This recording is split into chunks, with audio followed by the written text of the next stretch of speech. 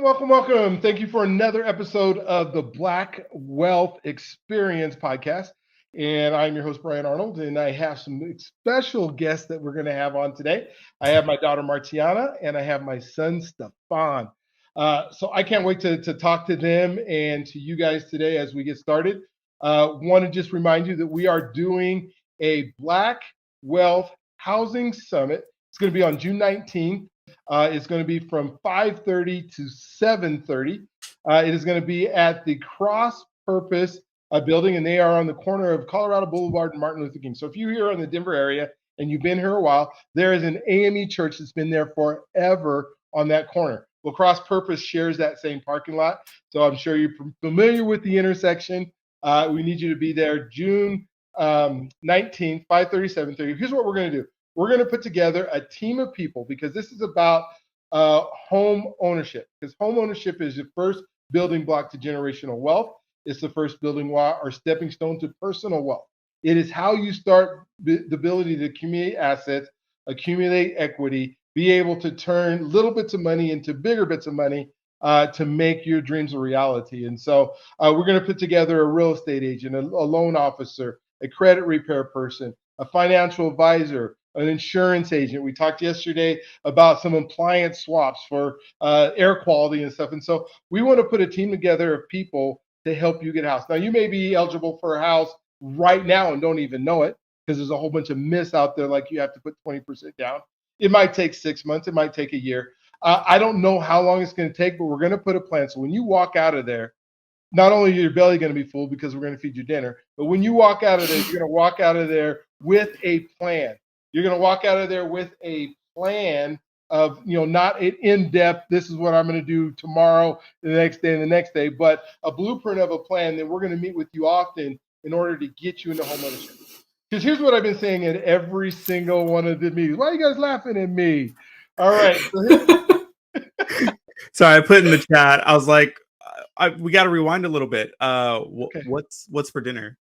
Oh, that's a good question. So there is a realtor. That's a great question there, and I don't see the chat, so that's cool. But there is a realtor in town that he has a pizzeria place as well, and he calls himself the Cheesy Realtor. So that's what we're gonna do. We're gonna have that. I'm gonna try to find some kind of vegetarian option as well. I don't know if I'll get down to it, the ability to do a vegan option. But we're going to figure out something so that everybody gets something. But I'm planning on the Cheesy Realtor is the guy that we're going to use to cater. We're just going to think about some box lunches, but why not support somebody who is in the industry doing what we do? All right. So what did I say? We said a loan officer, a realtor, a credit repair person, financial planner, and some kind of insurance agent. Insurance agent is going to be there. And we're putting this plan together. And the example that I use at every single one of these is right now, the theme of it is whose mortgage are you paying? Whose mortgage are you paying? Because if you're renting, and let's say in the Denver metro area, and Staphon and Martianna are both in Northern California, so they feel this the same. So let's say a rent is about $2,000 a month. If you spend $2,000 a month and you do that for 12 months, you've now put $24,000 into the pocket of a landlord. That's $24,000 that you put into the pocket of a landlord. You do that for 10 years. And then in 10 years, you've put $240,000 in the pocket of a landlord. So if you were to venture together 10 years ago, I doubt the unit, if it's an apartment, costs $240,000. So you literally just bought the unit you've been staying in for 10 years, if you've been there for 10 years. And so let's say if it's a house or a rental or a house is $500,000 or $600,000, you've almost paid half of what it costs for that person to buy it, and they're going to continue to make that money. So whose mortgage are you paying? So today, I have two guests. I already told you these are my kids. They have fun. I've known them their entire life, and don't know exactly who they are, but I'm going to let them kind of introduce themselves, tell you a little bit about where they live, a little bit of kind of, their story of what they're doing in life, that kind of stuff, and where they're at. And then we'll get down to the nitty gritty because both of them own homes. Both of them work very hard to make sure they got into homes, but they realize this dream of home ownership. And I want them to talk a little bit at some point as we get through this about what that means and how that mindset changes. Because, the statistics is a little bit higher in California, but not much. The statistic in Denver is between 36 and 37% of folks that single family or families, I guess. So, home, what do you call it? Like a home, household. There we go. That's what I'm looking for. So 37% of households that are African American in the Denver metro area, that's all that have home ownership. And the statistic nationally is about 45%. So we are way below the national average here. And when we think about our Hispanic culture of folks of color, they're in the 50% nationally, 55%, I think. Our Caucasian or white culture is over the 70%. So 7 out of 10 people in households own homes in our white culture. In our black culture, only 3 out of 10 people own homes. And that's the statistic. And here's what's really kind of scary about that. Is that statistic was we think about the 1970s when laws on housing laws came out, that's about what our percentage was. And now we are here almost 50 years later, and we are at the same statistic. And so we need to increase Black ownership. And that's why if you go to the blackwealthexperience.org and then you click on RSVP, all these podcasts will be available. We want you to come to that. So Martianna, we're going to start with you. Yes. Hello.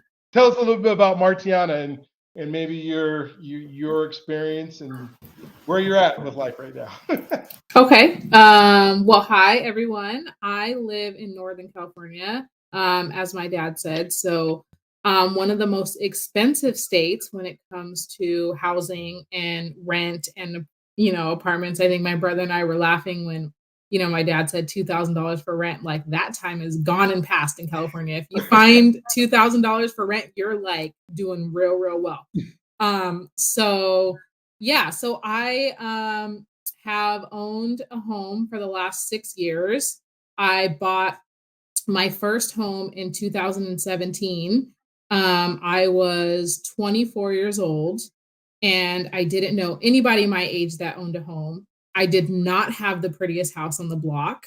I only had one bathroom. It wasn't the end all be all, but I knew that getting my foot in the door was kind of, the most important thing. And so, it really just set me up for where I am now. I just was fortunate enough last year to have purchased my second home, which is more fitting to my family. And I actually have space and don't feel like we're on top of each other. But I wouldn't have been able to do that if I hadn't bought that first home. And so, I just feel very fortunate that I kind of just took the plunge and I did it. And my house was ugly. Mind you, it was brown and it was not the best, but you know what? It did what it needed to do for me. And it kept me from having to pay, $3,000, $4,000 in rent. And it allowed me to, have my money work for me instead of, paying it into somebody else's pocket and making them wealthy. So, yeah. Yeah, no, that is so neat that you think about that. And just one question as we go, the mindset is that you needed to have a house instead of wanting to rent. Where do you think where did it come from? What was the thought process of why? Was it some financial guru who came to you and said, you got to have a house? What kind of sparked your mind saying, I'm 24 years old. I don't want to live in an apartment. I need a house. What was that? Talk to us. I think part of it is, being in an apartment and you keep getting your rent raised and every year it's like they come back and they're like, now you're going to pay this and now you're going to pay that. And I kind of got tired of the unknown. And then I'm just like, oh, more money's coming out of my pocket. But I didn't get a raise. So where is that money coming from? And so I think the thought for me was really, if I own a house, I control what comes out of my pocket every month. I'm signing this whatever 15, 20, 30 year mortgage and it's going to stay the same. And so I can actually plan my life. I can put into, eventually put into retirement. I can pay off my debt. I can, I have a set amount of money that I know that I'm spending. And it allows me to, I have a lot of student debt. So being able to pay that off, and a landlord every year saying you're going to pay more money and more money, that's less money than I can put on my student loans. So I'm going to be under these student loans forever. And so just to get out of debt, I needed to know what my housing payment was going to be and that it was going to stay the same so that I could build out a plan. Oh, cool. Well, thank you. All right, Staphon, you're up. You get to tell us your story. What is where you're at, what you're thinking, how you came about at the house that you own now. Yeah. So I am Staphon. Also live in California, up in the Bay Area, about 20 minutes from Martianna. And yeah, we have owned our home for a little over 2 years. So a little behind the curve as far as owning homes go. But our journey, my wife and I, our journey was a little bit different. We decided, we took a Dave Ramsey course, financial peace, and really learned how to be good stewards of the money that God gives us. And so when we did that, we were paying rent in an apartment, and we were decided to just, instead of starting to save up for a house, we decided to pay off our debt first, so that we could put more money into a house and have a house without any fear of losing. Like if we lose the house and we're in debt, we're in such a deep hole that we just didn't want to go on that adventure right away. So we were very fortunate and blessed. My wife's parents, they were like, okay, yeah, we will let you stay here for 6 months, and while you continue to pay off your debt, and we paid off both our cars in that time. And then the situation was working really well because we were proponents of just helping them take care of a house, and we were learning how to take care of a house and helping them with the house and everything. And so they let us stay graciously, and fast forward another few years from that 6 months, and we had paid off our debt after living there only a year and a half, and that was about 80 grand or so. And so we had paid that out, and then all the money that we were getting, aside from paying them rent, was going into our bank accounts, and coming back to us. And we started to build a foundation for life, and start to build the foundation for a good sized down payment. And then about like the word home ownership, it kind of throws me off a little bit because with this situation, I really feel like God was in every single part of it. So though I'm in this beautiful home now, I don't feel like it's mine. When we picked out this house, it was very clear that God was in front of us and making sure that this was the house he wanted us to take care of. This was the neighbors that we have. He wanted us to take care of them. All of our money that we were getting, that we were growing in worship for him, we were throwing into the house, into this investment, and then learning how to take care of a house. We had learned that, living with her parents and kind of taking ownership of a house, and now we get to do that here, and raise our kids the same way. And how they, it's that lesson has trickled down everywhere into a legacy of, this is how you take care of a house. And now we have this legacy of like, we can continue to grow this house in a way that someday maybe our kids are going to have to move back in with us as well. So we're going to be ready for that and paying that forward. And but our house, it's open for anyone who needs it. I know I've hosted Martianna's daughter's party here at one point, and hosted it all the family for Christmas one year. And that's the legacy we want to put down by like owning this house, and this house that is not, in my opinion, ours, it's God's. And yeah, that's amazing. And you think about, one of the things, and both of you guys can answer this, is that there's only so many things you can do in an apartment, right? That you're allowed to do because it's not yours. It's somebody else's, like, let's say nailing something in the wall or something like that. What is the feeling that you get when you know that it's yours and you can do whatever you want with it? You can paint whatever wall, or you can, change the plants, or, I know there's like HOAs and stuff that are, kind of regulate like the size of the plant, but it's still kind of yours. But the rest of the inside of the house, the back of the house, and that kind of stuff. And I don't know, Martianna, if you have an HOA, But I do not. You do not. So the difference in between the two of you, what is that feeling like? And it doesn't matter who answers first, but just one of you. I'll just I'll throw let you out go. mine real quick. I did not know I liked gardening. Okay. I learned that about myself during that. Just having my own space to garden is kind of cool. So that's mine. Well, and speaking of that, before Martianna goes, there's a pomegranate tree story that Yeah. it's in your yard. And why is it in your yard? Why don't you tell us the story and the legacy of this pomegranate tree? Oh yeah. No, my great grandfather pulled my dad aside one day and they walked to the back and they went to this pomegranate tree. Now, this pomegranate tree, this is a legacy pomegranate tree. We all grew up going to that pomegranate tree every day on this farm and coming back soaked in red, all our clothes just stained from this pomegranate tree every summer. This was the highlight. We would leave going with pomegranate jam from this berry tree. And so great grandpa, he took a twig or stick or something, gave it to dad, and said, "Here, take care of this." And through the years, it passed on to a whole bunch of us who tried to curate it. But when I was in college, we actually took an art and faith class at one point, and part of that was learning about seasons and learning about growth and how that works in your life. And when we did that, we took a small little class from our facilities gardener on campus, and he showed us how to prune. And so I took those skills and I pruned this tree, and it grew and grew and so big that it didn't fit on the porch. And then when you moved to Colorado, you couldn't, or that's why I had it at that point. It's Colorado, and pomegranate trees, so sad, do not grow in Colorado, which They don't. is just a bummer. And so yeah, we just kind of grew it, and I moved it. It grew through the potting bench into the ground at my in-laws' house, and I had to take it out of the ground, and I brought it with me to this house, and now it is huge, and I can see it from my window right now.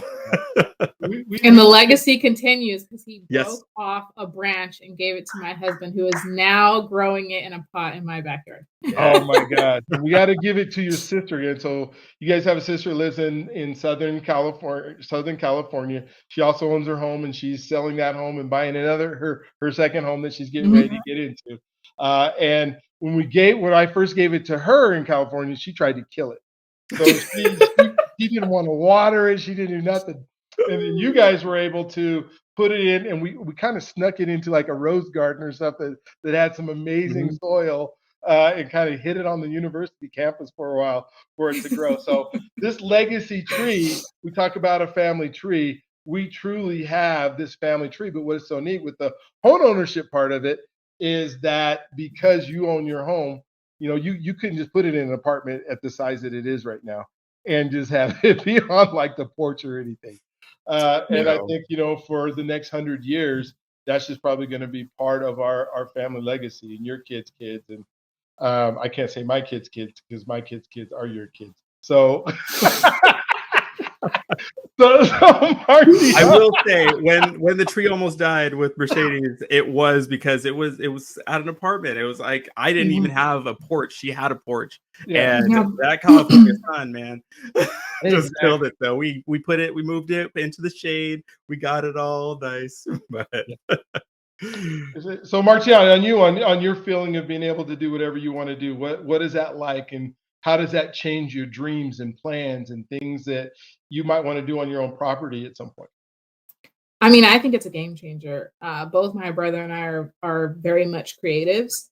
And so I feel like you create best in spaces that you feel comfortable in. And so being able to turn your house into something that makes you feel comfortable and proud to come home. And I'm all about the way that the interior design makes you feel. So, what I've done with my house is to have that like calming kind of feeling, especially when you come home from work and maybe it's a little bit stressful. Like your house is your oasis and the place that you can like recharge your batteries. And one of the things that I've been very fortunate and I think was really, really cool is that I was able to get a big lot with the house that, we currently bought. And so I have two little ones, and just able to like have her enjoy the things that I enjoyed as a kid. So we got our trampoline and it fits in my backyard. And one of the houses that we grew up in had a pool, and that was like my favorite thing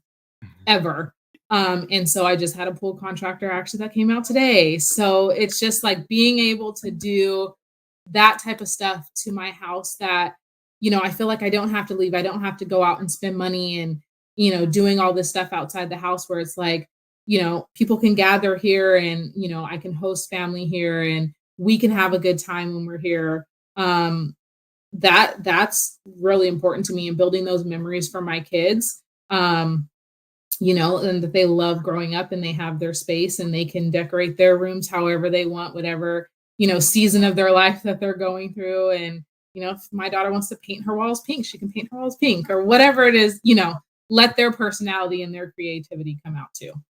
Gotcha. Did you want to add anything to that? I saw you smiling, Staphon. I didn't know if you wanted to add more.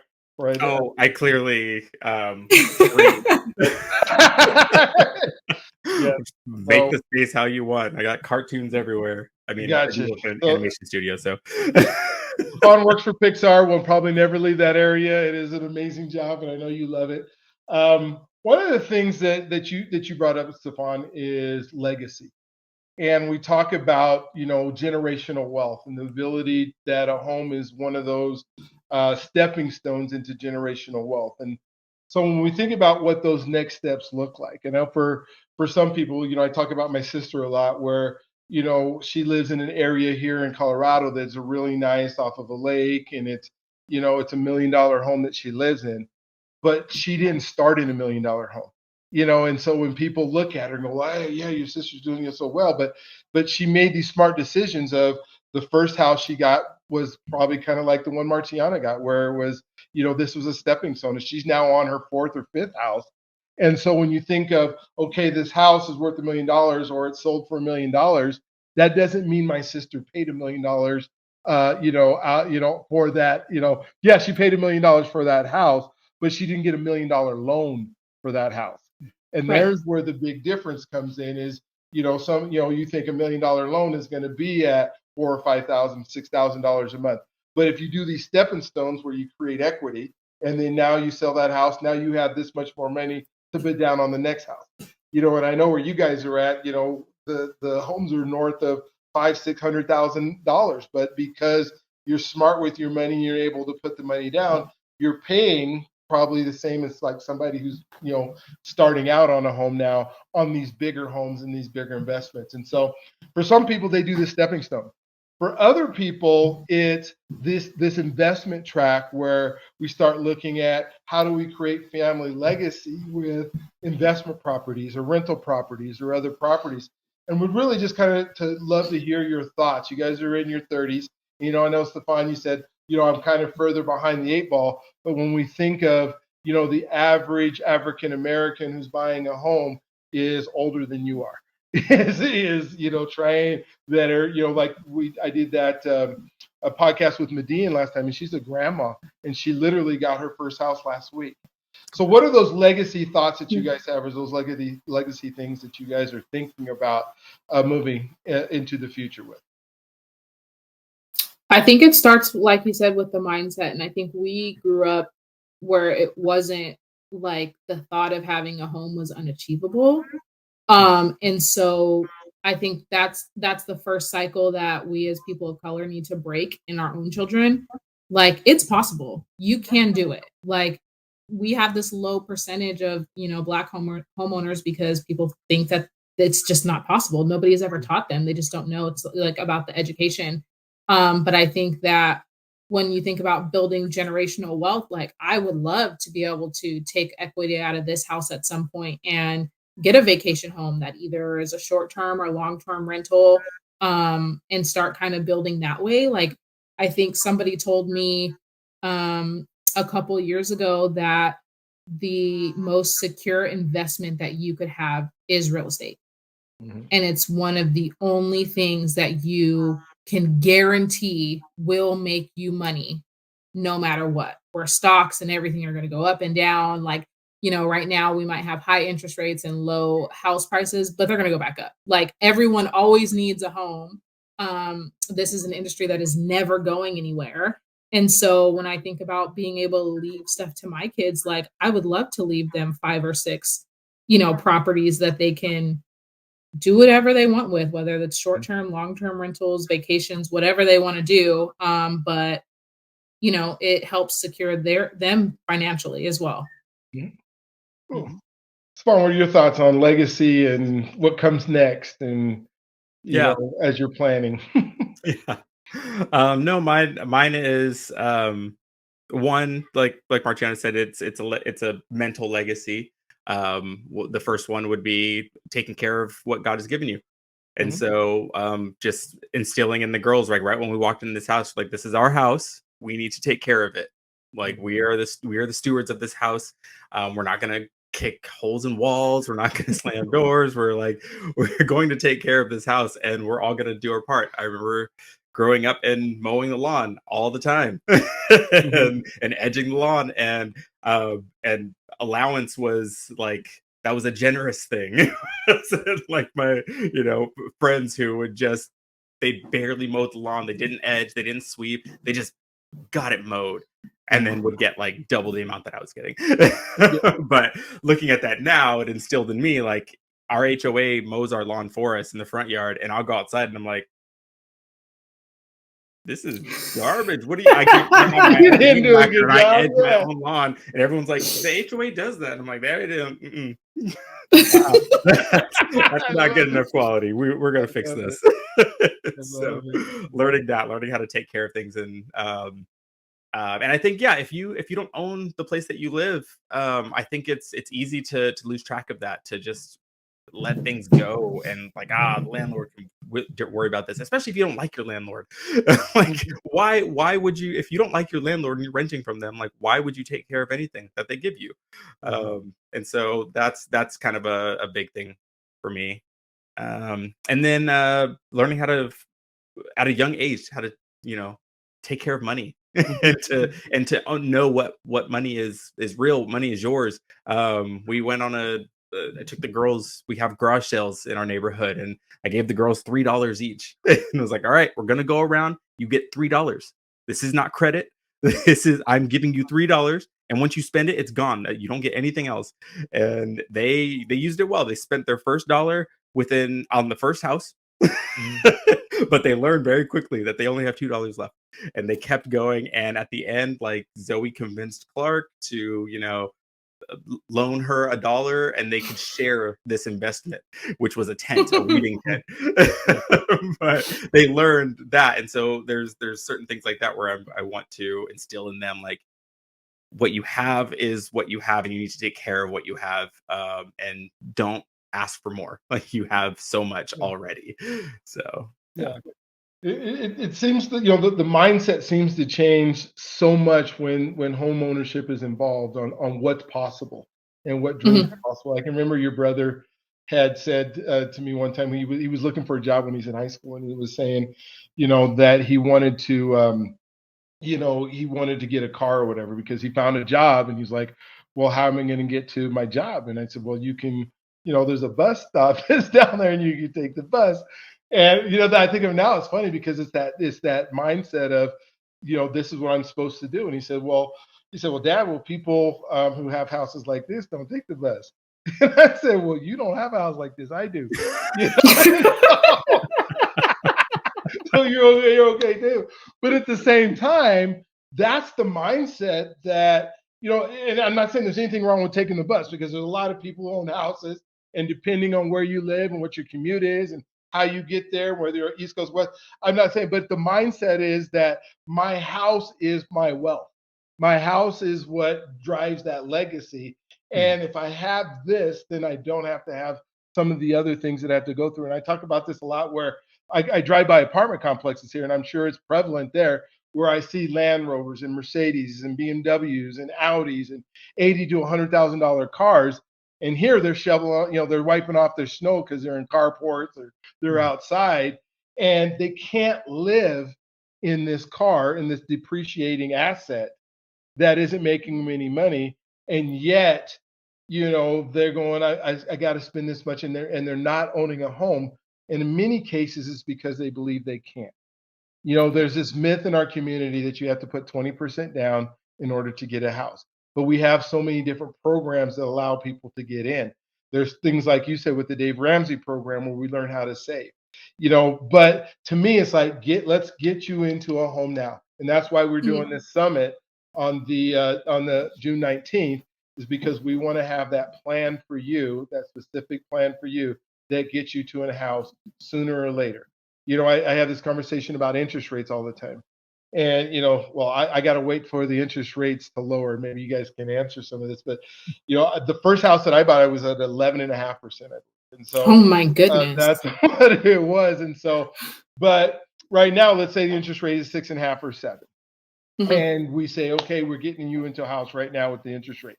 If the interest rate goes down in a year, we can refinance you and put you in the lower interest rate. And you're still in a better place. If the interest rate goes up, you might have unqualified yourself out of the house and not being able to get the house that you really want because you're going to have to get something lower because the interest rate has gone up. So the time for owning a home is now. It's just figuring out, okay, what am I willing to give up? You know, Starbucks. Am I willing to give up? You know, I don't know how it is there, but a lot of people here, they eat out like 4 or 5 times a week. And you go 4 or 5 times a week eating out, you take 2 of those meals away, you know, at $50 each, that's $100 extra that you can save, you know, for 52 weeks. That's $5,000 extra that you have to put stuff down. You know, what are your thoughts on like somebody that is young like you? And this will probably be the last question and then we'll do this again sometime and follow up. But some people that are young in their late 20s, early 30s, or even like you were before, Martianna, what are some things advice that you would give as far as home ownership to the folks that are in your age group? Educate yourself. I think that's the biggest thing. Like, learn what you don't know. And, you know, like you said, a lot of people think they can't do it, but if they actually educate themselves, they'll be like, oh, wait, this is something that I could potentially do. And then something that my brother taught me, actually, I think it's something called Murphy's Law, that something always goes wrong, or I don't know exactly how it is, but there's this myth. Can't go wrong, we'll go wrong. Exactly. There you go. Okay. So there's this myth that, you know, when you buy a house, something is always going to go wrong. It is true. In the 30 years that you own the house or however long you live there, something will break. Absolutely, something will break. But my brother taught me to have an emergency fund. And it's not something that I had when I bought my first house at the very beginning. And it just so happened that when I had the emergency fund in place, Murphy's Law somehow stopped following me. And it's like, when you're prepared, I don't know if now I am prepared. If something happens, I'm fine, but it's something just doesn't happen. And so I think one of the biggest advice that I would give is make sure that you always have an emergency fund. Just make sure that you are prepared for what could come down the road. And it's just going to make you feel more comfortable and less stress. And, you know, home buying shouldn't be a stressful process. It should be fun. It should be exciting. It should get you juiced. It shouldn't be this nerve-wracking thing. And if you have a great team behind you, it won't be. Here's a freebie on avoiding Murphy's Law this year. Okay, just so everybody knows, Christmas is in December this year. Okay, so I didn't know that. Get ready. Like, it's going to sneak up on you, and you're going to be like, oh, snap, I don't have enough money to buy all these presents. Hey, it's in 6 months, okay? All right. Know what you need to get. Now start saving up for it. You have 6 months to just save up a sixth of it and move forward. Be prepared for those emergencies that aren't actually emergencies. Yeah. There you go. I love it. That is some really good free advice that you guys are doing. So, oh my gosh, it's so good to have you guys on and to talk about these things. Again, the event is on June 19th. It's 5:30, 7:30 at Cross Purpose. We're going to feed you dinner. We're gonna really talk about mindset. I believe Martianna is going to come down. She's going to be there too. She'll be able to talk to her about what does I need to do to get into home ownership. It is the first step to personal wealth and to generational wealth.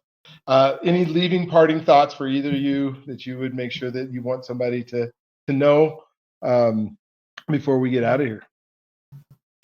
I would say the last thing is I read that our home ownership in our Black community has increased 0.4% in the last 10 years. Hey. So we have some serious work to do.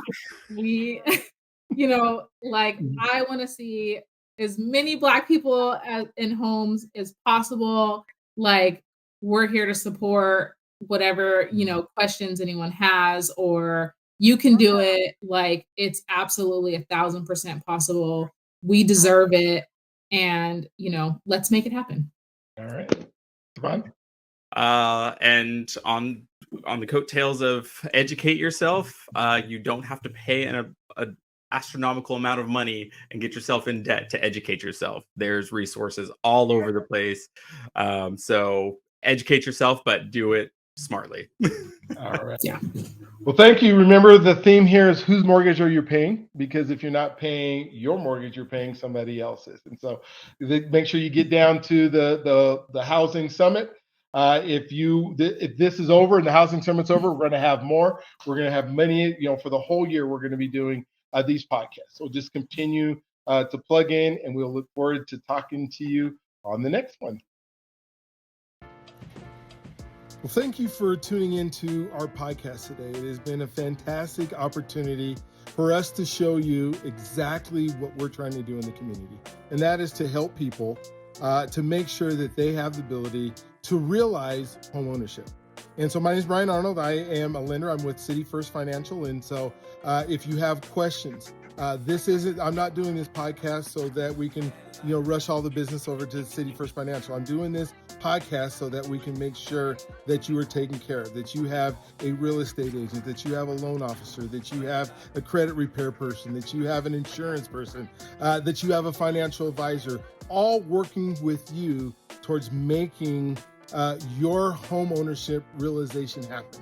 We're also going to be talking about, wealth generation and what it means to pass on to the next generation. I do trust and wills and making sure that the money that you've accumulated during your lifetime actually passes on to the next generation without going through a thing called probate. And so we want to make sure that we have some unique, different things that we may have talked about on this thing that can help you think about what that's going to look like. So thank you again for communicating. Go ahead and subscribe to these YouTube channels, whether it's on YouTube that you're watching the video, or if you are just listening to this on a podcast, that you are subscribing to the podcast, because we are going to have some amazing guests that are coming on and some amazing content. So thank you for the blackwealthexperience.org and getting on that and just coming in and listening to us and then taking advantage of the resources that we're hopefully and education that we're hopefully giving to you. So you have a wonderful, awesome, incredible Awestruck day.